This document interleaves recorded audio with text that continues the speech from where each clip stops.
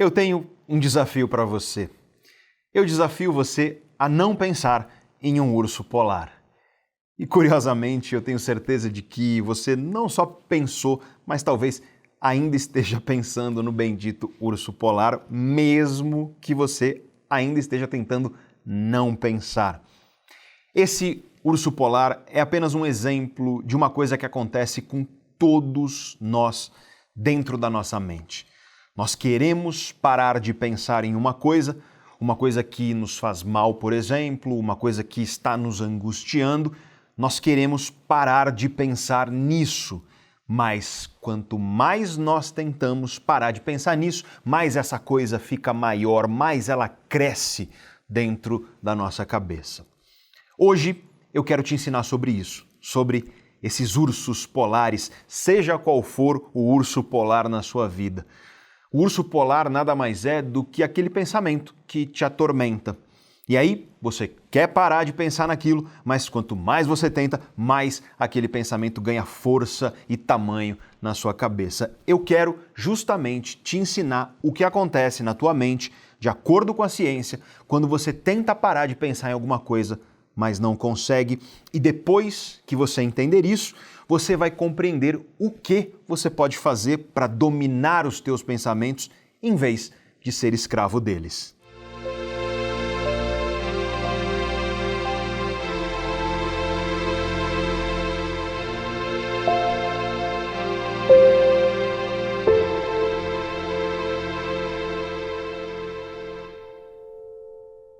Quando você está na sacada de um prédio muito alto ou na beira de um precipício, por exemplo, já percebeu que às vezes surgem certos pensamentos estranhos na sua cabeça? Pensamentos, por exemplo, imaginando como seria pular. Vem na sua cabeça uma voz: e se eu pulasse? Como seria a sensação? Ou então, quando você está em uma situação muito séria, uma reunião de trabalho, uma entrevista de emprego ou um jantar com pessoas muito sérias, já percebeu que às vezes vem à cabeça pensamentos imaginando como seria se você gritasse alguma bizarrice, algum palavrão, xingamento, alguma coisa totalmente inapropriada para aquele contexto sério? Talvez isso nunca tenha acontecido com você, mas saiba, isso acontece com muita gente. Aliás, quando eu falo isso para os meus alunos, um monte deles vira para mim e fala: "Nossa, professor, eu achava que eu era, que eu era meio maluco, né? Isso acontece comigo e eu nunca contei isso para ninguém porque eu achava que era só comigo e aí eu tinha vergonha de falar isso para as outras pessoas." E o engraçado é que não é um ou outro aluno que me fala isso.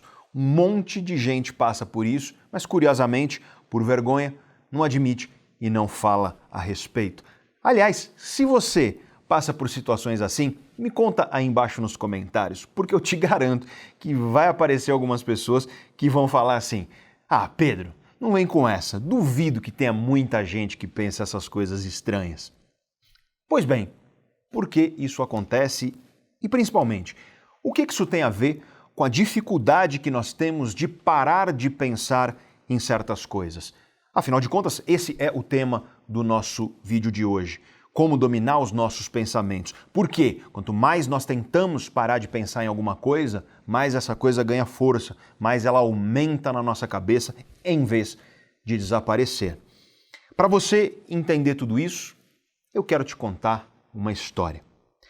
No ano de 1845, o grande escritor norte-americano Edgar Allan Poe escreveu um conto chamado O Demônio da Perversidade, no inglês original, The Imp of the Perverse.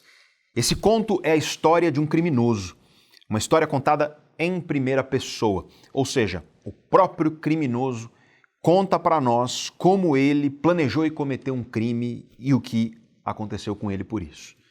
Bom, deixa então eu te contar essa história. Durante um bom tempo, esse cara planejou o crime que ele pretendia cometer. Ele planejou minuciosamente como ele faria para matar um homem, para com isso herdar a herança desse homem. Ele era parente do cara.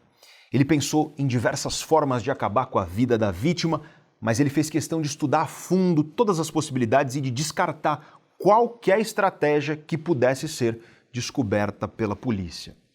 Ou seja, o sujeito estudou quase como um cientista. Ele investigou minuciosamente, detalhadamente como ele iria cometer aquele crime sem ser pego. Depois de todo esse estudo, ele finalmente decide dar cabo à vida da vítima com uma vela contaminada com veneno. Ou seja, a vela emanaria um vapor venenoso e, devido a isso, a vítima não sobreviveria. Mas isso não deixaria quaisquer rastros para a polícia poder ir atrás dele.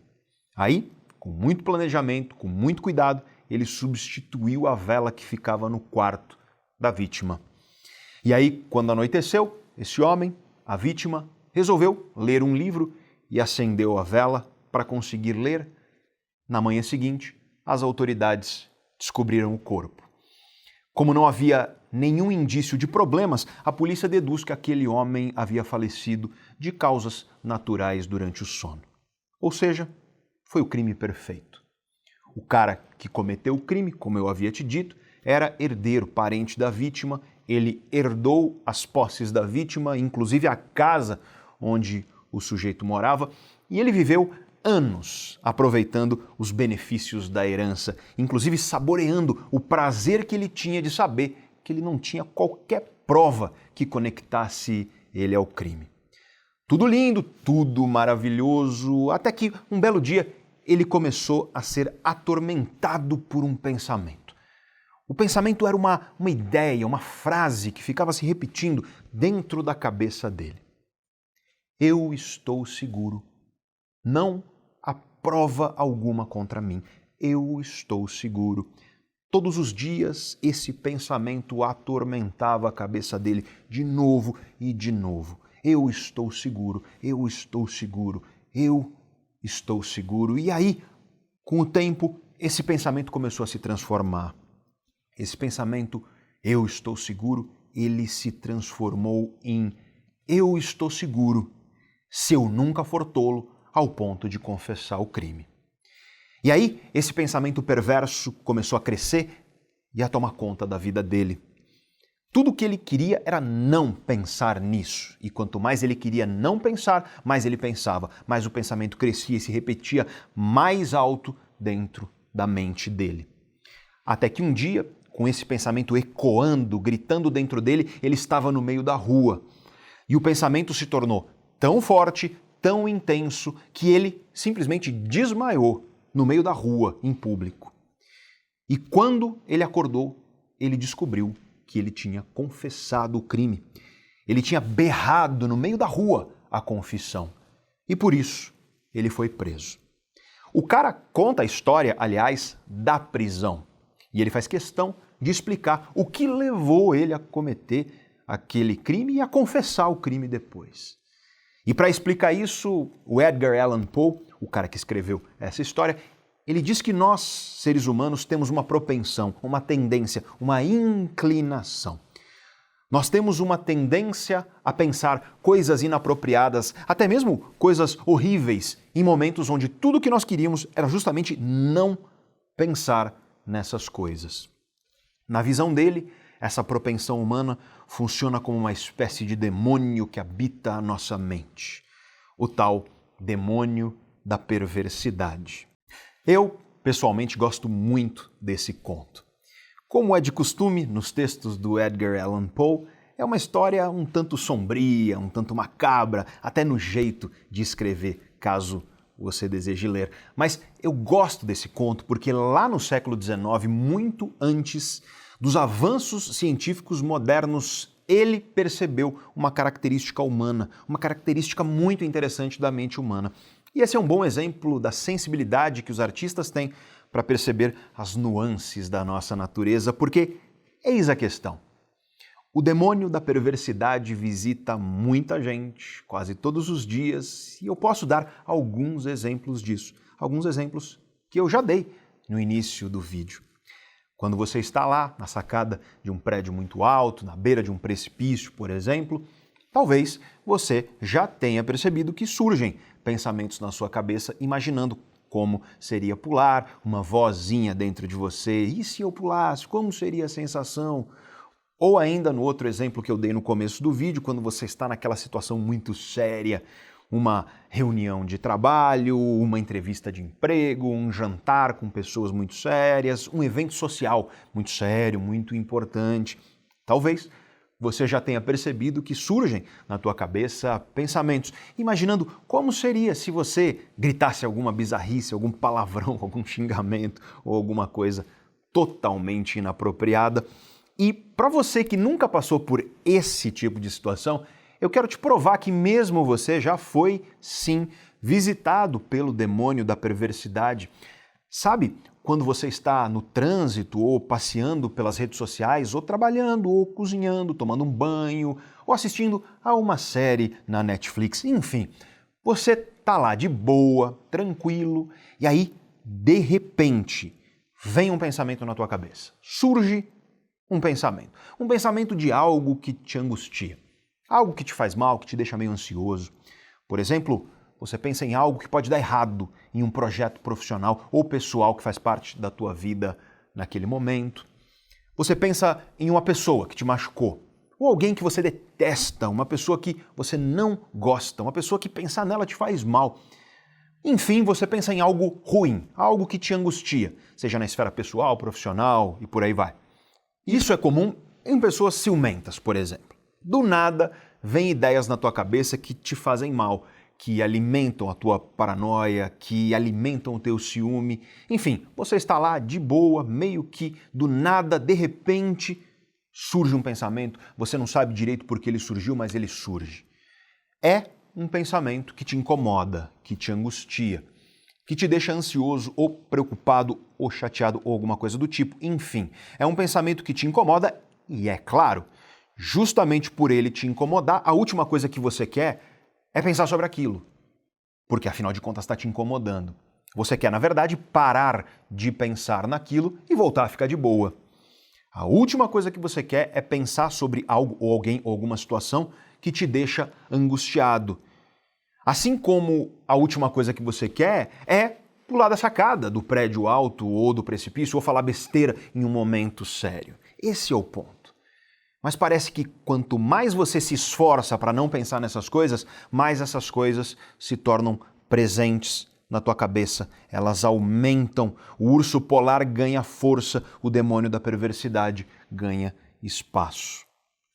Bom, se você achava que isso só acontecia com você, então você pode ficar tranquilo, você pode ficar tranquila, porque isso acontece com a maioria das pessoas. Muitos alunos meus já me procuraram achando que eles eram secretamente problemáticos ou que eles tinham algum tipo de distúrbio psiquiátrico por causa disso. Afinal de contas, às vezes surgiam pensamentos na cabeça deles e por mais que eles tentassem de verdade calar esses pensamentos, quanto mais eles tentavam, mais o pensamento ganhava força dentro deles. Daqui a pouco, aliás, eu vou te explicar que, de fato, pessoas que sofrem com alguns transtornos mentais, tal como a depressão e o transtorno obsessivo compulsivo, essas pessoas têm sim uma maior propensão a isso, mas saiba desde já que esse é um processo que pode acontecer com todas as pessoas. Algumas mais, algumas menos, mas é uma coisa que pode, em maior ou menor grau, acontecer com todo mundo. Aliás, se você ficou até aqui nesse vídeo, eu suspeito que seja porque isso acontece com você e você tem o desejo de dominar teus pensamentos e parar de ser escravo desses pensamentos que você tenta calar e eles crescem e tomam conta da tua vida. Então, continua comigo, porque agora eu vou te explicar por que isso tudo acontece de acordo com a ciência. Qual é, afinal, a explicação científica desse fenômeno, desse processo que ocorre na mente humana? O grande pioneiro no estudo desse processo foi o psicólogo norte-americano Daniel Wagner. Esse cara foi um baita cientista, um grande professor. Ele era professor e pesquisador da Universidade de Harvard e lá ele deu um nome muito apropriado para esse processo que faz o demônio da perversidade invadir, dominar os nossos pensamentos. Ele chamou isso de teoria do processo irônico. Afinal de contas, nada mais irônico do que você ficar obcecado justamente por aquilo que você está tentando parar de pensar. Existe, de fato, uma certa ironia em querer parar de pensar em uma coisa e, por isso mesmo, passar cada vez mais a pensar nela. E para entender esse processo, você precisa compreender um conceito muito importante nas ciências que estudam a mente humana, que é o conceito de metacognição. Mas antes de entender a metacognição, vamos dar um passo para trás e vamos entender o que é a cognição. De maneira geral, nós chamamos na ciência de cognição todas as formas de conhecer e todas as formas de consciência, tais como, por exemplo, o pensamento, de maneira geral, a percepção, a concepção de ideias, a memória, o raciocínio, o julgamento, a imaginação, resolução de problemas, planejamento, entre outras coisas. A metacognição, por sua vez, é o processo de pensamento sobre o pensamento. Ou seja, um processo metacognitivo é um processo onde o objeto do pensamento é o próprio pensamento. É o ato de pensar sobre o que nós estamos pensando. Você pode agora fechar os teus olhos e pensar sobre as coisas que você está pensando neste momento. E esse é um exemplo perfeito de um processo que nós chamamos de metacognitivo. A metacognição é muito importante para a vida humana.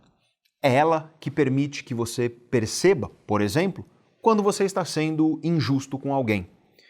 Nós só percebemos que nós estamos sendo injustos porque nós somos capazes de pensar a respeito dos nossos próprios julgamentos e pensamentos.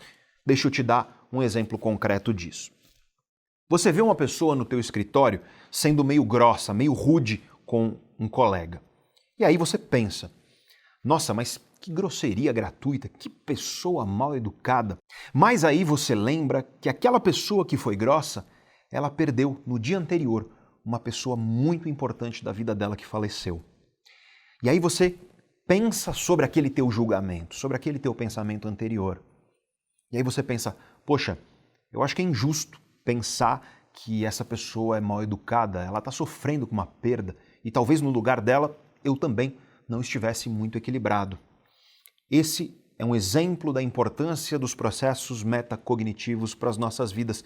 Eles permitem que a gente pense sobre os nossos próprios pensamentos, reflita sobre aquilo que nós pensamos. Outro exemplo da utilidade desse processo é quando nós pensamos sobre os nossos sentimentos, quando nós estamos apaixonados ou tristes, por exemplo. E aí nós paramos para pensar sobre aquele sentimento, sobre a manifestação do que nós estamos sentindo na nossa mente e para planejar o que nós faremos com aquilo que nós estamos sentindo. Se você está com o coração partido, sofrendo com a rejeição de alguém que te machucou, você pensa sobre aquilo e com isso você pode adotar estratégias, comportamentos para você superar aquela dor ou pelo menos tentar superar aquela dor. E nós podemos ir mais longe ainda. Para pensar nisso. Sem a metacognição, não haveria filosofia, não haveria ciência, não haveria evolução do conhecimento humano. Aliás, sem metacognição, você não estaria agora pensando em tudo isso que eu estou te falando e verificando aí dentro da tua cabeça se isso que eu estou te falando faz sentido ou não faz sentido, o que faz sentido do que eu estou dizendo. Mas além de tudo isso, a metacognição está por trás de por que é tão difícil conseguir parar de pensar em uma coisa, mesmo quando nós estamos tentando mesmo, de verdade, parar de pensar nisso. E antes de eu continuar essa explicação, eu quero te fazer um convite. Se você gosta desses temas relacionados ao autoconhecimento, ao funcionamento da mente, do cérebro e do comportamento dos seres humanos, então eu te garanto que você vai adorar fazer parte da minha lista gratuita de pílulas de autoconhecimento, que eu chamo de 1, 2, 3. Toda segunda-feira eu mando um e-mail para os inscritos dessa lista. Um e-mail curto e objetivo, com 1, 2, 3 pílulas de autoconhecimento. Uma ideia minha, uma reflexão, para você refletir sobre a natureza humana, sobre a mente, o cérebro, o comportamento, sobre como mudar as nossas vidas. 2 ideias de grandes pensadores, frases, reflexões que marcaram a minha vida e que com certeza vão marcar a sua.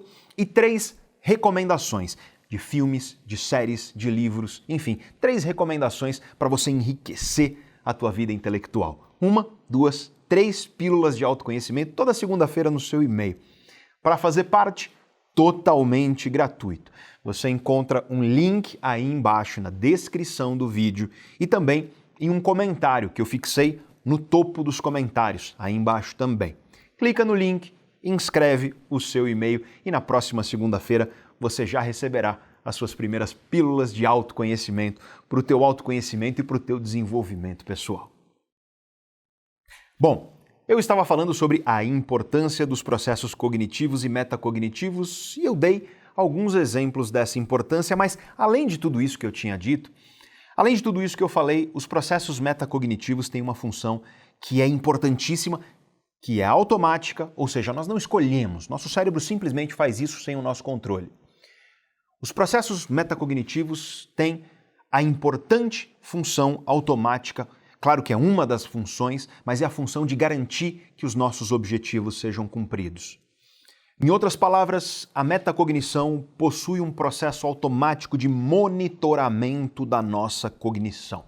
Ela monitora os nossos pensamentos, as nossas memórias, por exemplo, para verificar se os nossos objetivos estão sendo ou já foram cumpridos.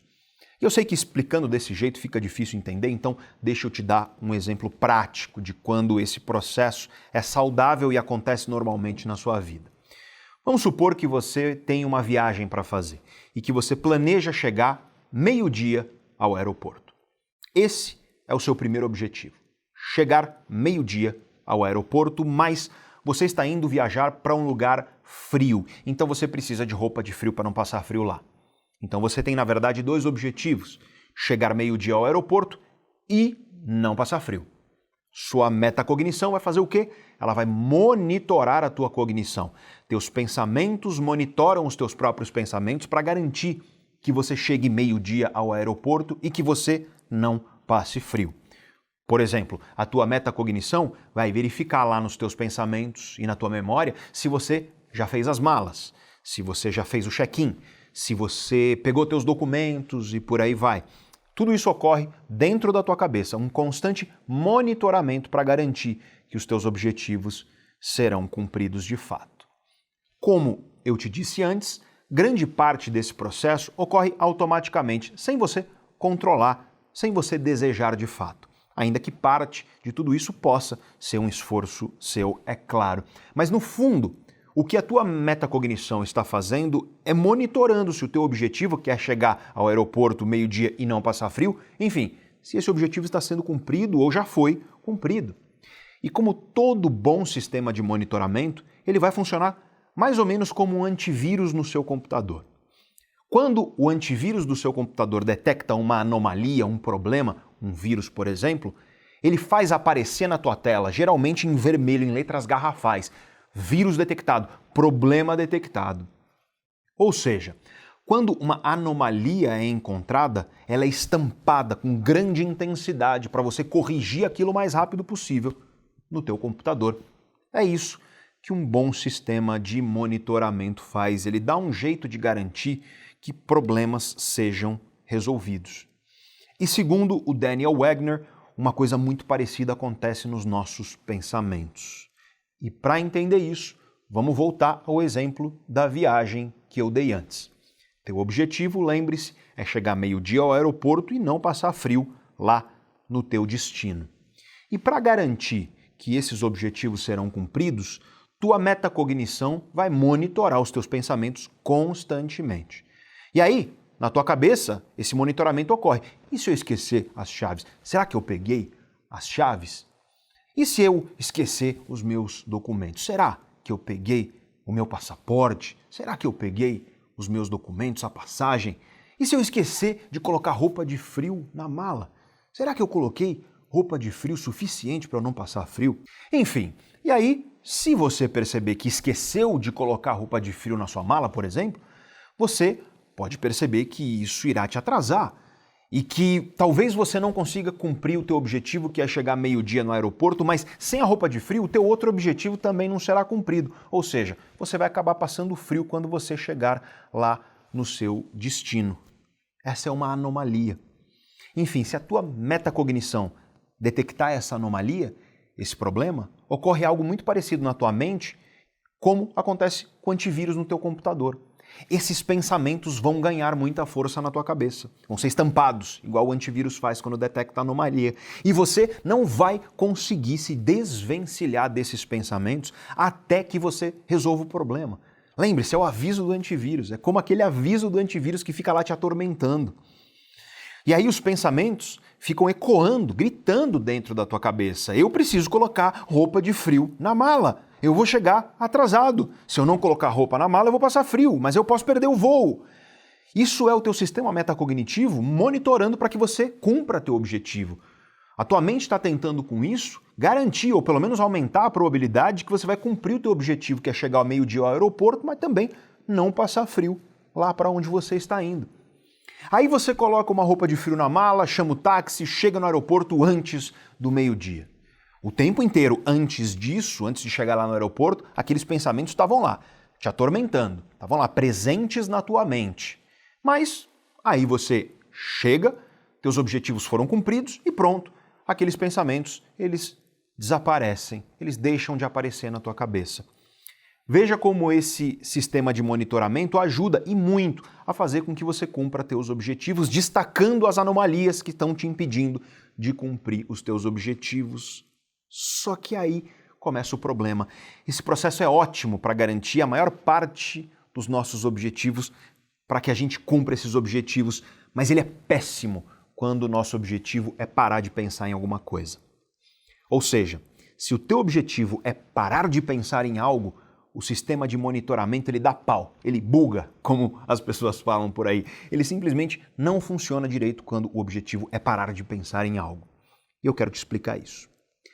Os motivos disso são meio complicados, então presta atenção e vem comigo, eu vou tentar simplificar para você. E para isso eu vou te dar o exemplo do urso polar. Quando o nosso objetivo é parar de pensar sobre o urso polar, o sistema de monitoramento metacognitivo ele vai entrar em ação. E aí, o que esse sistema vai fazer? Ora, a mesma coisa que no caso do aeroporto. Esse sistema vai tentar monitorar os teus pensamentos para garantir que o teu objetivo, que é parar de pensar no urso polar, teu sistema de monitoramento vai tentar garantir e verificar se esse objetivo já foi ou se ele está sendo cumprido. Só que como você não parou de pensar no urso polar, o sistema de monitoramento vai detectar que você ainda está pensando naquilo. Ou seja, ele vai detectar que o objetivo ainda não foi cumprido. Uma anomalia, portanto. E toda vez que esse sistema de monitoramento verificar que você ainda não parou de pensar no urso polar, ele vai fazer como o antivírus no seu computador. Ele vai estampar de maneira gritante nos teus pensamentos que você ainda está pensando em um urso polar. E isso vai criando uma retroalimentação, uma espécie de bola de neve de pensamentos que se tornam cada vez maiores. A cada vez que a tua metacognição detecta que você ainda está pensando no urso polar, ela estampa mais forte na tua mente. É como se ela dissesse assim, ó, escuta, você ainda não parou de pensar no urso polar, está na hora de fazer isso, resolve isso logo de uma vez.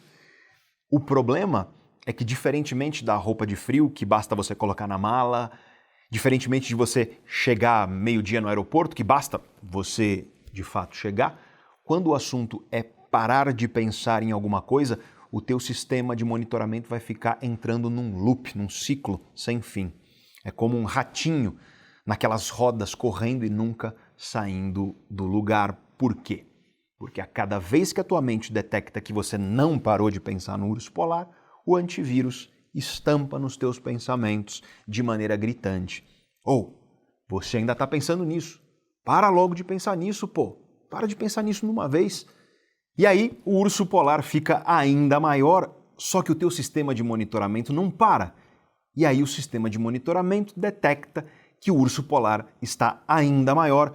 E quando ele detecta isso, ele estampa ainda mais forte. Olha, você ainda está pensando nisso e isso está ainda mais dominante na sua mente. Para logo de pensar nisso. E aí, a cada tentativa de parar de pensar naquilo, o urso polar fica cada vez maior na sua cabeça. Esse é um exemplo de como esse processo metacognitivo pode funcionar de uma maneira não tão saudável assim. Eu usei o exemplo do urso polar, não para você pensar no urso polar literalmente. O urso polar é uma alegoria para todo tipo de pensamento que surge na tua cabeça. Se você está sofrendo com alguma coisa e aparece um pensamento sobre essa coisa aí na tua cabeça, esse pensamento te machuca, ele te faz mal, ele te angustia. Aí você coloca um objetivo para você mesmo que é: eu preciso parar de pensar nisso. E aí o teu sistema metacognitivo entra em jogo. Ele vai fazer o quê?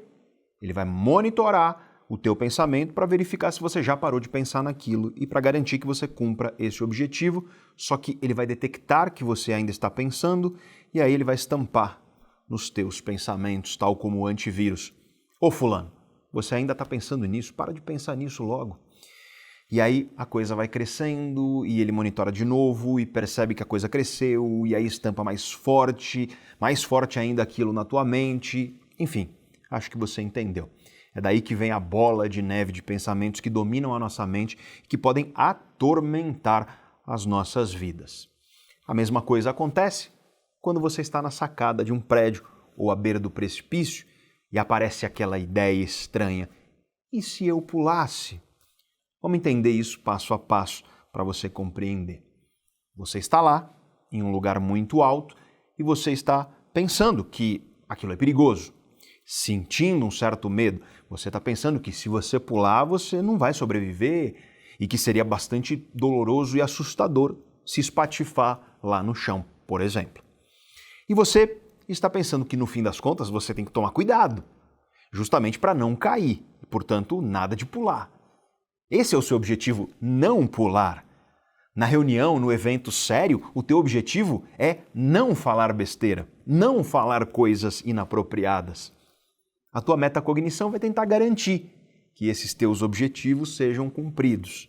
Para isso, ela vai monitorar os teus pensamentos, verificando sempre se o seu objetivo, que é não pular ou não falar besteira na reunião séria, enfim, tua metacognição vai verificar se esse objetivo está sendo ou já foi cumprido.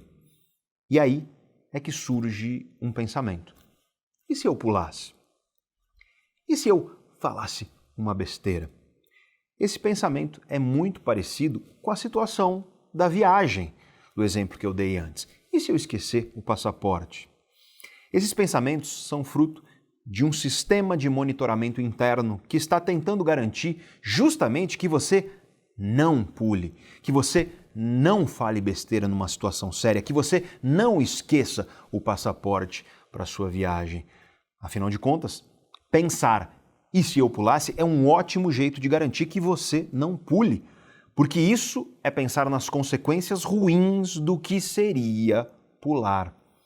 Mas quando essa ideia surge, quando a ideia de pular surge, ou de falar besteira naquela situação séria, você começa a querer não pensar mais nisso. E aí, esse é o teu objetivo. Parecido com o urso polar, o sistema de monitoramento detecta que você ainda está pensando naquilo, o antivírus estampa nos teus pensamentos que você ainda está pensando naquilo e que você tem que parar de pensar naquilo e grita cada vez mais forte dentro de você para você parar de pensar. Tudo para você cumprir o teu objetivo, que é tentar parar de pensar naquilo. Eis então a ironia desse processo. Quanto mais você tenta parar de pensar em algo, mais o pensamento vai ganhando força dentro de você. Quanto mais você deseja que um pensamento desapareça, mais o demônio da perversidade se torna dominante dentro da sua mente. O demônio da perversidade, portanto, é justamente o processo irônico da nossa metacognição proposto pelo Daniel Wegner. As pesquisas científicas indicam que pessoas com alguns transtornos psiquiátricos, como a depressão e o transtorno obsessivo-compulsivo, por exemplo, elas sofrem com esse processo irônico de maneira mais intensa, especialmente quando elas estão ruminando coisas negativas, sabe, mastigando na mente. Nesses casos, a pessoa precisa procurar acompanhamento psiquiátrico e psicoterapêutico, porque esse é o caminho mais eficiente para lidar com isso, mas o demônio da perversidade pode assolar a vida de todos nós. Só que existem momentos em que nós somos mais vulneráveis a ele, segundo os estudos científicos. As pesquisas indicam que o processo irônico acontece mais quando você está cansado estressado ou sobrecarregado, por exemplo. Vale ressaltar também que o demônio da perversidade, o processo irônico da metacognição humana, isso está na raiz de certos tipos de autossabotagem muito comuns nas nossas vidas. Quanto mais você quer tirar pensamento negativo da tua cabeça, mais eles tendem a aumentar e a surgir. Quanto mais você quer ser natural em uma situação de nervosismo, mais nervoso você fica.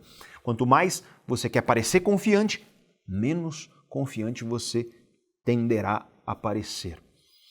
E agora você já começa a entender como combater o demônio da perversidade, como conseguir dominar os teus pensamentos em vez de ser dominado por eles.